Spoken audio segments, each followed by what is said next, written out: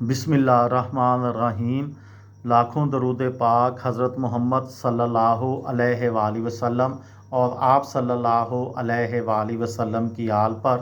السلام علیکم، میرا نام افتخار احمد ہے اور آپ میرا یوٹیوب چینل نالج دیکھ رہے ہیں۔ مزار قائد کے متعلق کل ایک ویڈیو بنائی تھی، آج اس کا دوسرا حصہ۔ 7-8 سال تک محمد علی جناح کی قبر ایک شامیانے کے زیر سایہ مرکز زیارت بنی رہی۔ اس دوران جناح کے 2 ساتھی لیاقت علی خان اور سردار عبدالرب نشتر بھی جناح کی قبر سے کچھ فاصلے پر سپرد خاک ہوئے۔ آہستہ آہستہ جناح کے مزار کے لیے ڈیزائن موصول ہونا شروع ہوئے۔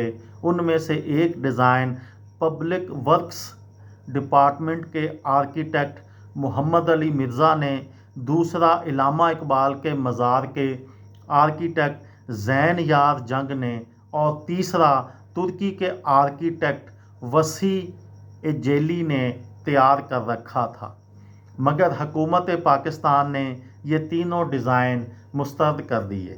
اس سلسلے میں سب سے پہلی اور نمایاں پیش رفت اس وقت ہوئی جب 1957 کے اوائل میں حکومت پاکستان نے اس مقصد کے لیے 61 ایکڑ زمین مختص کی۔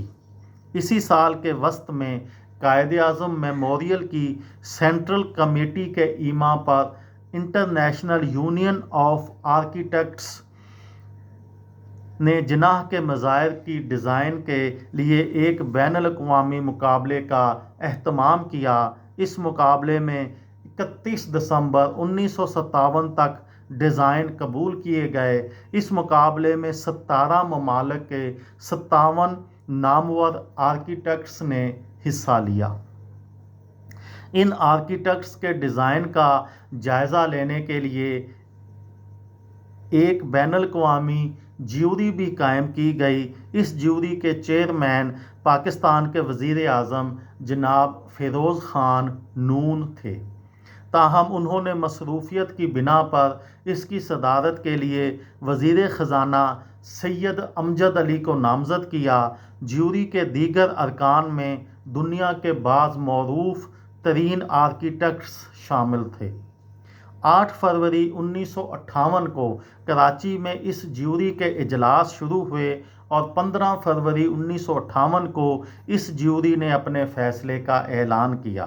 اس فیصلے کے مطابق لندن کے ایک تعمیراتی ادارے ریگلان اسکوائر اینڈ پارٹنر کے ڈیزائن کو اول قرار دیا گیا۔ یہ ڈیزائن اس فرم سے وابستہ ایک آرکیٹیکٹ رابرٹ اینڈ رابرٹس نے تیار کیا تھا۔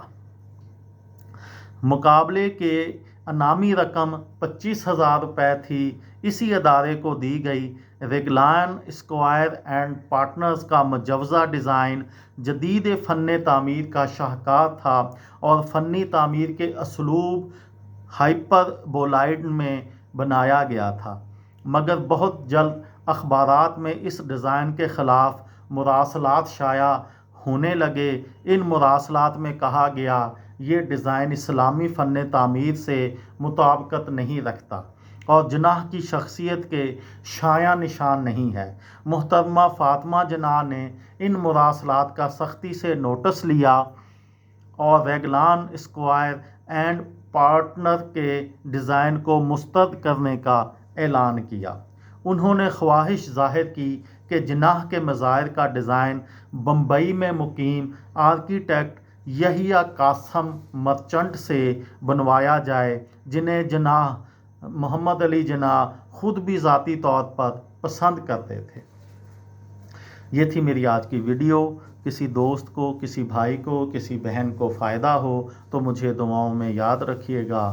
دل پاکستان، جان پاکستان۔ السلام علیکم۔